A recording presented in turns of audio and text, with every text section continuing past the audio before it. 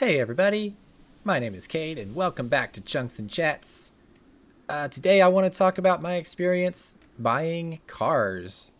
I actually recorded this video already, but my microphone did some inexplainable glitch. Let me just show you.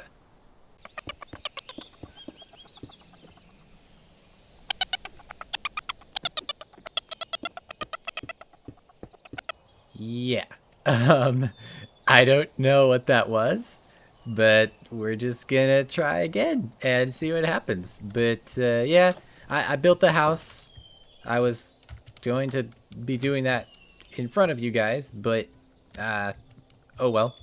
I mean, it's okay. We're not done yet. We still, oh, just noticed those shelves missing too. So I'll do that too.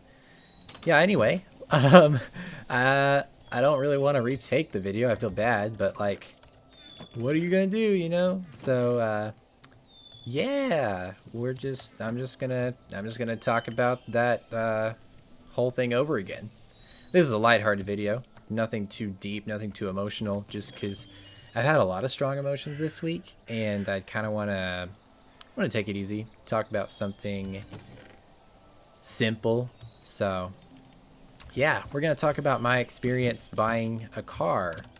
Just, life stories I think are a little bit interesting sometimes, provide some lore. So, yeah, the earliest car that I remember my family owning was a 2006 Honda Civic. It was black, it had a tan interior, and at the time it felt pretty luxurious too. It had some nice features. That was when digital speedometers were still new. Yeah, it was a cool car. I loved that car. I remember taking like our first family vacation in that car when we were just a family of four. Well, five technically. My mother was pregnant with her third, but yeah, it was. We made some memories in that car. It was pretty cool, and obviously we couldn't keep it forever. It's a small car. It didn't serve our needs forever. So we ended up trading it for a minivan, and that was a Kia Sedona. Nowadays they call it the Kia Carnival, but same car in spirit. Anyway, the way like I remember driving off the lot. I remember riding off the lot when we bought the van, and I remember the way my mom said, "Bye bye Honda, I love you." Bruh, that made me so sad. Like, I actually did really miss that car. I even had some, I had some cry sessions about it even. Like, it was a good car. So when the time came around that I needed to buy a car, I went with a similar one. I almost got one of like the very similar type. It was a 2006, 2008, somewhere around that model year. And the guy who was trying to sell it to us just wasn't really committed. I remember he didn't even come to show the car himself. He sent his son to show his car, but like he didn't really know much about it. And it was just weird. It had some alignment issues. There were some things on it that didn't work that at the time I didn't know how to fix. So I ended up not buying that exact car. But I ended up looking a little bit later and I found a 2012 model, and it was almost the same. At least like my brand bias was still there. I didn't know much about cars at the time. I just knew that I knew what I liked from previous experience, and I just wanted, like one of the same thing, right? So I bought the 2012. And it was a little sketchy. It had a bit of an oil leak, but nothing too major. But yeah, I mean, I basically had to get that car with my own money. The summer I got my driver's license, I was borrowing the minivan to go to work because I had no money. I was saving up. And my parents have always believed in not just giving us a car, right? Like they taught us to work hard for our stuff because we appreciate it more having done that. It's a good lesson. I'm grateful that they taught us to work for what we have, because people aren't just gonna give you everything. You know, life's not gonna be handed to you. And I got like a good 5 years of use out of that car, and it could have been more if I wanted to. I just, I got bored of it. I wanted something cooler, something faster. So I had the Honda Civic for 5 years, and it didn't really have any major problems. And I decided that I wanted to get something different. And I was married at the time, so my wife said, "Listen, we can't just go drop a few thousand on something that is just because you want to." And obviously, that's completely understandable. Like that is a perfectly reasonable rule to have set in place, because cars are expensive, and it wouldn't be fair to our budget if I were to just go buy a new car because I wanted to. So she said, "You can get another car, but you have to sell the one that you have." And I thought about it, and I've heard people say, like, don't sell your first car, you'll regret it. And I don't know. I mean, I do miss the Civic, but I like my new car better. I ended up getting a 2002 Acura RSX. And yes, it was 10 years older, but overall, I just think it's a cooler car. I really like the older ones. Honda makes some good stuff. Honda owns Acura, and I think the older Hondas are just really cool. It was pretty similar too. The RSX is actually built on the same like bare bones like platform as the Civic, so it wasn't really hard to adjust to. But yeah, really, the only reason I got rid of that car was because I just wanted something else. Like I actually really liked it. It was a good car, and I would recommend that car to a lot of people, honestly. Like if they're buying their first car. Like if you want a good car, buy a ninth generation Civic. I did, and it served me really well. And I will say, even though the ninth generation was probably the overall best, the release year was the absolute best. They ran the ninth generation of the car, and sorry, this is me nerding out, but they ran the ninth generation of the car from 2012 to 2015. And you can tell if it's the 2012 because of the body style. They changed that after 1 year. Aside from that and a few mechanical things, it's the same car. But the most notable change was that they changed it to a CVT. And if you're into cars, you know that a CVT is not nearly as good as a conventional automatic transmission. So I was grateful to have the actual 5-speed that was supposed to come with my car. I tried driving a CVT one time. I tried a Prius, and it was kind of weird feeling, honestly. I can't really say that I liked it.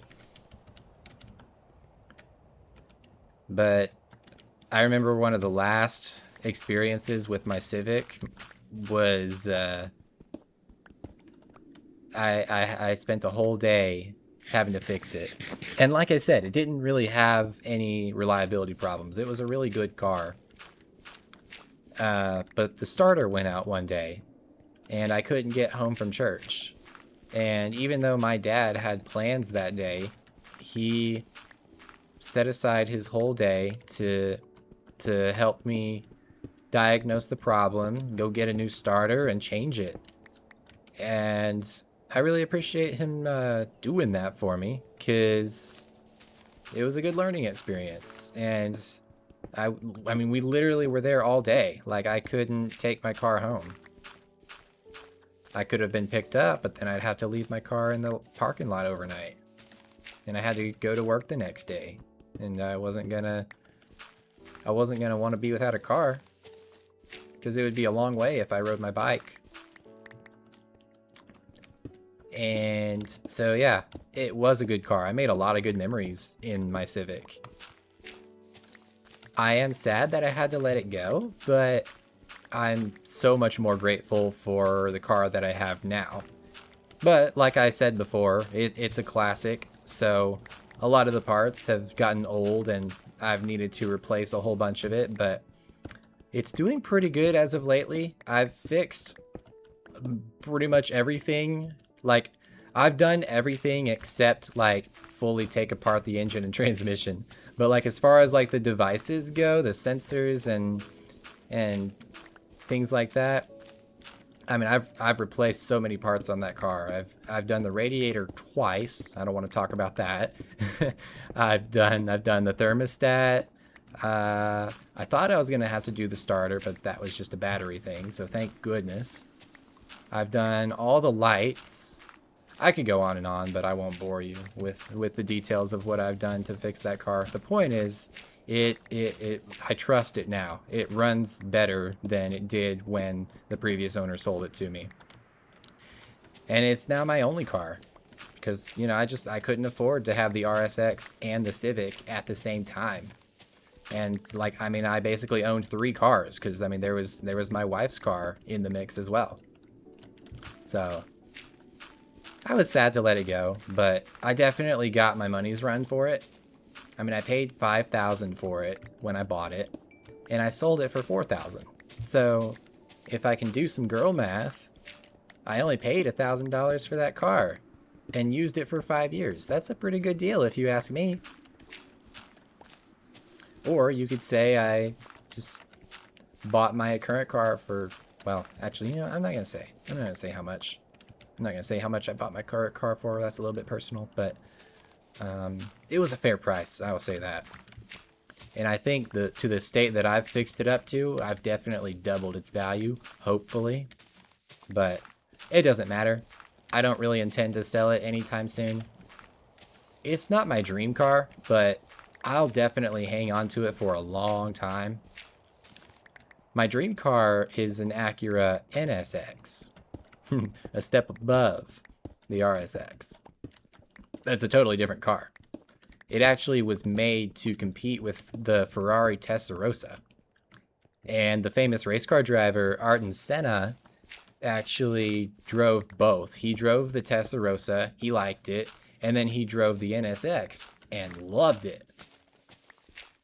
Which is crazy that Honda/Acura was able to do that because Ferrari, I mean, you're probably aware, is like one of the lead manufacturers in supercars and hypercars and even sports cars.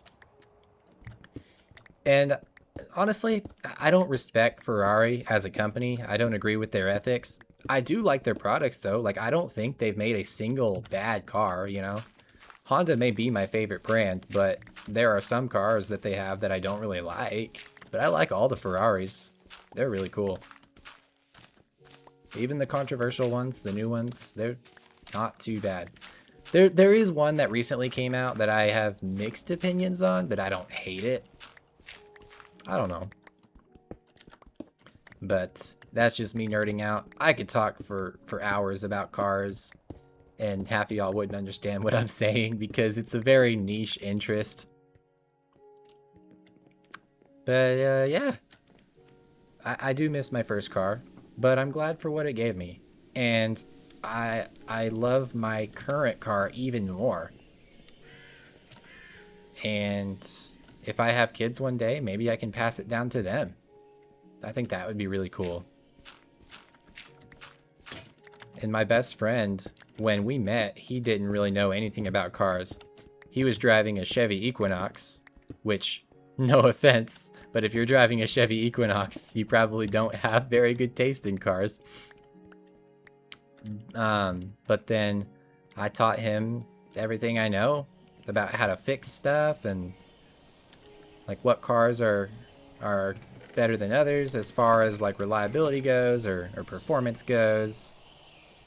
I even taught him how to drive manual, and he's now looking to buy a sports car of his own. He's currently driving a Honda CR-V, which I think is an incredible car. Like, as far as practicality goes, the CRV and the Pilot, those are some of my favorite cars, especially the older ones. But yeah, he wants to get like a Subaru BRZ, or maybe a Camaro, or maybe even an RSX like mine. I'd be super excited, honestly, if he did that. Because my RSX is black, and if he got like a white or a silver one, we could have like this yin-yang type of thing going on. That'd be a cool freaking duo.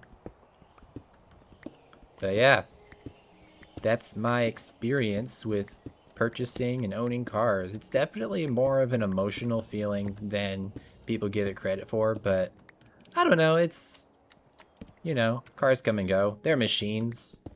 I mean, at the end of the day, like, I would sacrifice my car if it meant, like, you know, saving somebody's life, but as far as like my own personal desires go, there's not much I would give up my car for.